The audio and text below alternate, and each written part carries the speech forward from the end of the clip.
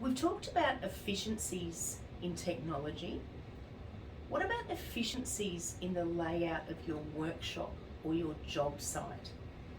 Now, a perfect example of this is the other day we're getting some work done at home. We're building a deck, and the builders have put all the timber in our front driveway, which is fine. We can't shut the front gate. The dog's not really happy because she's being locked in the house.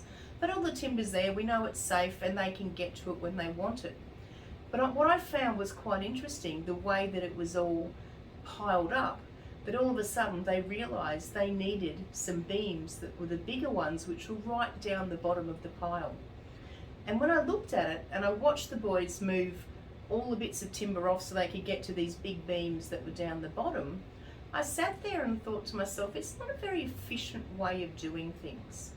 That maybe they would have been better off laying it out across the driveway rather than one big stack so they could get to it easily.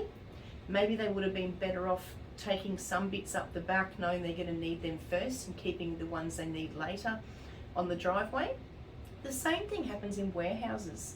If you've got a production line, having whatever it is that you're making, being able to move along in an even stream into each I don't know what you call it, each item that they need to have done to them, that it just ticks along and ticks along and ticks along, is a lot more effective than if you take something and you grab to the other side to do something, then come back to the western side, then the eastern side, and you're basically zigzagging all across your warehouse in production.